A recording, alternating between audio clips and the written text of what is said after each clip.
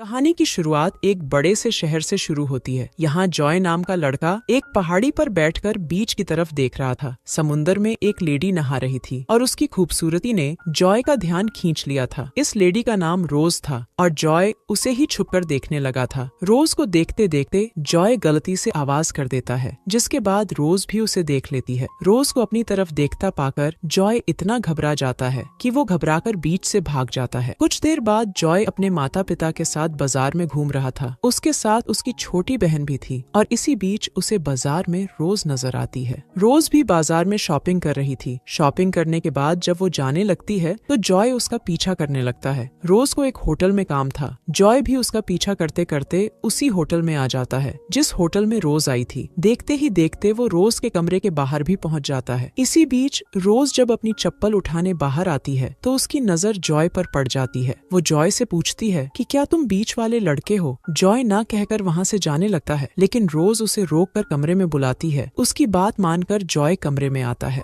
रोज अब पहले उसे ध्यान से देखती है और फिर उसके कपड़े उतारने लगती है, मगर इस बार भी जॉय घबराकर कमरे से भाग जाता है। जॉय 18 साल का लड़का था जो हाई स्कूल में पढ़ता था, जबकि रोज 40 के आसपास थी और वो डाक विभाग में काम करती थी। हमारी आज की कहानी इन दोनों पर ही आधारित है और देखेंगे कि जॉय कब रोज की गुफा में धमाके करता है। अगले दिन जॉय अपने स्कूल में था और वो पढ़ाई में काफी तेज था। स्कूल के बाद वो होटल में फोन कर उसी कमरे के बारे में पूछता है जिसमें रोज रुकी थी। वो होटल वालों से झूठ बोलता है कि मैं रोज का रिश्तेदार हूँ, ताकि उनसे रोज का पता जान सके। दूसरी तरफ रोज भी अपने काम पर थी और वो लोगों को उनके खत दे रही थी। इसी बीच जॉय उसे दूर से देखने लगा। होटल वालों ने उसे रोज का पता बता दिया था और अब वो रोज का पीछा करने लगा था। रोज को देखने के बाद वो सीधा अपने घर आता है। जॉय की माँ का नाम मरियम था और वो अपने दोनों बच्चों से बेहद प्यार करती थी। दूसरी तरफ रोज भी खत देकर अपने ऑफिस में आ चुकी थी। शाम को जब वो अपने घर जाने लगती है तो उसे अपनी साइकिल पर फूल मिलते हैं। रोज को ये फूल जॉय ने दिए थे और वो उन्हें अपने घर ले आई थी। अगली सुबह रोज फिर से काम करने लगती है और जॉय अपना स्कूल छोड़कर उसका पीछा करने लगता है। जॉय को अपना पीछा करते देख रोज पहले साइकिल से उतरती है और फिर जॉय के पास जाकर पूछती है कि तुम मेरा पीछा क्यों कर रहे हो? जॉय झूठ बोलता है कि मैं यहाँ से गुजर रहा था, लेकिन रोज उसका झूठ पकड़ लेती है। वो उसे अपने से दूर रहने को कहकर वहाँ से चली जाती है। रोज की इस बात ने जॉय को उदास कर दिया था। शाम होते होते जब रोज अपने घर आती है तो उसे घर के बाहर जॉय नजर आता है। जॉय हर हाल में उससे दोस्ती करना चाहता था, लेकिन रोज उसे बाहर ही रोककर कहती है कि मेरा एक लवर है और मैं उम्र में भी तुमसे बड़ी हूँ, इसलिए हमारी दोस्ती नहीं हो सकती।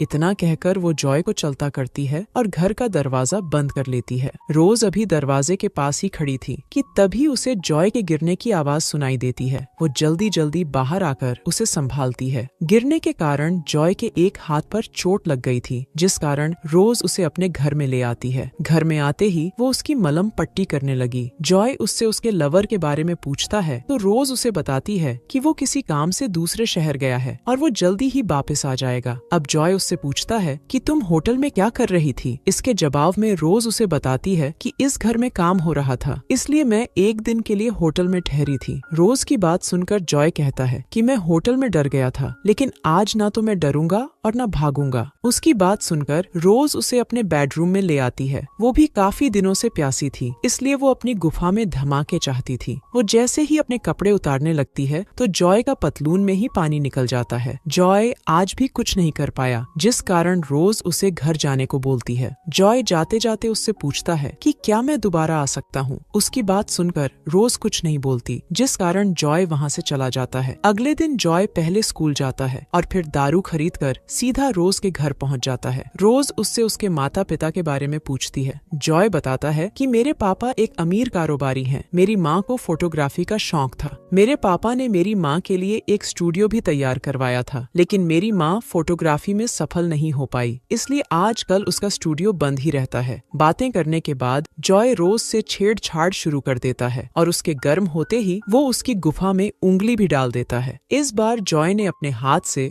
रोज की गर्मी निकाल दी थी, जिस कारण वो काफी खुश हो गई थी। अगले दिन स्कूल के बाद जॉय अपने घर में था। उसकी माँ मरियम बाहर जाने वाली थी, इसलिए वो जॉय को अपनी बहन का ख्याल रखने को कहती है। जॉय को उसकी बहन की जिम्मेदारी देकर वो बाहर चली जाती है। थोड़ी ही देर बाद बारिश शुरू हो गई। जॉय की बहन टीवी देखने लगी थी, जबकि जॉय अपनी बाइक लेकर सीधा रोज से मिलने आ जाता है। बारिश के कारण जॉय के कपड़े भीग गए थे, इसलिए रोज उसे कपड़े बदलने को कहती है। कपड़े बदलते बदलते दोनों बेहद गर्म हो गए, जिसके बाद जॉय रोज की गुफा में धमाके करने लगता है। जॉय ने आज रोज की प्यास बुझा दी थी, इसलिए रोज काफी खुश हो गई थी। इसी बीच रोज को अपने लवर की गाड़ी की आवाज सुनाई देती है। आवाज सुनकर वो जल्दी जल्दी सामान ठीक करने लगी। जल्दबाजी के कारण वो जॉय को सिर्फ आधे ही कपड़े देकर बालकनी में इंतजार करने को कहती है। रोज के लवर का नाम विल था। रोज को उम्मीद थी कि वो जल्दी ही चला जाएगा, लेकिन बारिश के कारण विल जल्दी नहीं जाने वाला था। जॉय बाहर बारिश में भीग रहा था और उसे काफी ठंड भी लग रही थी। रोज मौका देखकर उसे एक चादर भी दे जाती है। जॉय को भी उम्मीद थी कि विल जल्दी ही चला जाएगा, लेकिन विल तो रोज की गुफा में धमाके करने लगा और दोनों की आवाजें सुनकर जॉय काफी दुखी होता है। कुछ देर बाद जब विल पानी निकालकर सो गया तो रोज जॉय को बालकनी से निकालती है। इसके बाद जॉय सीधा अपने घर की तरफ बढ़ने लगा था। जॉय को रोज से प्यार हो गया था, इसलिए वो उसे दूसरे के साथ नहीं देख सकता था। वो बेचारा जब घर आता है तो मरियम भी उसे खूब डांटती है, क्योंकि वो अपनी बहन को अकेली छोड़कर चला गया था। जॉय के पिता का नाम नॉर्मन था और वो भी घर लौट आया था। मरियम चाहती थी कि नॉर्मन भी जॉय को डांटे, लेकिन वो उसकी बात नहीं मानता। अगले दिन रोज जॉय से मिलने उसके स्कूल आती है। वो जॉय की तबीयत के बारे में जानना चाहती थी, लेकिन जॉय उसे बदचलन कहकर वहाँ से जाने को कहता है। उसकी बात सुनकर रोज उससे कहती है कि मैंने तो तुम्हें पहले ही विल के बारे में बता दिया था, लेकिन तुम ही मेरे पीछे पड़े रहे। इतना कहकर वो चली जाती है। रात को रोज जॉय की माँ के स्टूडियो में आती है। ये स्टूडियो काफी समय से बंद था, इसलिए जॉय ने ही फोन कर रोज को यहाँ बुलाया था। वो रोज से माफी मांगता है, क्योंकि उसने उसे बदचलन कहा था। रोज उसे माफ कर देती है, जिसके बाद दोनों एक दूसरे का पानी निकालने लग जाते हैं। धीरे धीरे जैसे जैसे दिन बीतने लगे, दोनों के बीच प्यार बढ़ने लगा। दोनों पूरा दिन घूमते फिरते और एक दूसरे की तस्वीरें भी खींचते। ऐसे ही एक दिन जॉय रोज को एक फार्म हाउस पर लेकर आता है, जो शहर से काफी दूर था। ये फार्म हाउस जॉय के पिता का था और दोनों यहाँ भी एक दूसरे का पानी निकालने लगते हैं। दूसरी तरफ मरियम जॉय के कमरे की साफ सफाई करने लगी थी। सफाई करते करते उसके हाथ जॉय का फोन लग जाता है। जॉय अपना फोन घर में भूल गया था और मरियम उसमें रोज की तस्वीरें देख लेती है। उधर रात को जब रोज अपने घर आती है तो घर में उसे विल मिलता है। विल उससे पूछता है कि तुम कहाँ से आई हो। रोज उसकी बात को टालने की कोशिश करती है, जिससे विल का शक गहरा हो जाता है। वो गुस्से में आकर कहता है कि मुझे पड़ोसियों ने सब बता दिया कि तुम्हारे पास एक लड़का आता जाता है। रोज अब भी कुछ नहीं बोलती, जिस कारण विल बोतलों पर अपना गुस्सा उतारता है और बोतलों का एक टुकड़ा रोज को जख्मी कर देता है। रोज को जख्मी देखकर विल का सारा गुस्सा शांत हो गया। वो जल्दी जल्दी उसे दवा देकर सोने को कहता है। सोने से पहले रोज मान जाती है कि मेरे पास एक लड़का आता था और मुझसे बहुत बड़ी गलती हो गई। विल को उस पर गुस्सा तो बहुत आता है, लेकिन वो उसे माफ कर देता है। उधर मरियम जॉय से रोज के बारे में पूछ रही थी। जॉय उससे झूठ बोलता है कि वो मेरी दोस्त है। इसके बाद मरियम के पूछने पर वो उसे बता देता है कि रोज डाक विभाग में काम करती है। इसके बाद मरियम नॉर्मन को भी सब बता देती है कि हमारा बेटा एक बड़ी उम्र की लेडी से सब कुछ सीख रहा है और उसे उसका नशा हो गया है। अगले दिन मरियम रोज के ऑफिस में आती है। वो उसे जॉय से दूर रहने को कहती है, क्योंकि कुछ ही दिनों में जॉय के फाइनल एग्जाम शुरू होने वाले थे। मरियम चाहती थी कि जॉय पढ़ लिख कर बड़ा आदमी बने। उसे जॉय और रोज की दोस्ती भी पसंद नहीं थी। अगले दिन रोज जॉय से मिलने उसके स्कूल में आती है। वो उसे अपनी और विल की शादी के बारे में बताने आई थी, ताकि जॉय उसे भूलकर अपने एग्जाम की तैयारी करे। रोज की शादी होने वाली थी और यही सोच सोच कर जॉय का दिमाग खराब होने लगा था। कुछ दिनों बाद जॉय के एग्जाम शुरू हो गए, लेकिन जॉय अपने कमरे से गायब था। उसे कमरे से गायब देखकर उसके माता पिता हैरान हो गए। जॉय के लिए एग्जाम देने जरूरी थे, नहीं तो उसका पूरा साल खराब हो जाएगा। उधर रोज की आज शादी होने वाली थी और विल शादी की गाड़ी तैयार कर रहा था। इसी बीच नॉर्मन उसके पास आकर उससे जॉय के बारे में पूछता है। नॉर्मन को शक था कि जॉय रोज के पास आया होगा। रोज भी उसकी बातें खिड़की से सुन लेती है और वो जल्दी जल्दी उसके पास आती है। नॉर्मन उससे भी जॉय के बारे में पूछता है। रोज के पास जॉय तो नहीं था, लेकिन उसे पता था कि वो कहाँ हो सकता है। जल्दी ही रोज नॉर्मन के साथ मिलकर जॉय को ढूंढने लगी। कुछ देर बाद दोनों उसी फार्म हाउस पर पहुंच जाते हैं। यहाँ जॉय रोज का पानी निकालता था। दोनों को जॉय यहाँ मिल भी जाता है, मगर इस वक्त वो दारू के नशे में था। दोनों जल्दी जल्दी उसे ठंडे पानी के नीचे करते हैं ताकि उसका नशा उतर सके। नशा उतरते ही वो नॉर्मन पर हमला कर कहता है कि साले तूने कभी भी मुझे समय नहीं दिया और अब साले तुझे मेरी फिक्र हो रही है। नॉर्मन किसी तरह उस पर काबू पाकर उसे अपने साथ ले जाता है। कुछ देर बाद जॉय एग्जाम देने लगा था, जबकि रोज विल से शादी कर लेती है। जॉय को समझ आ चुका था कि वो रोज से शादी नहीं कर सकता, क्योंकि उन दोनों में उम्र और तजुर्बे का काफी फर्क था। कहानी के आखिर में जॉय अपनी जिंदगी जीने लगता है और रोज के जाने के बाद भी वो काफी खुश था। इसी के साथ इस कहानी का यही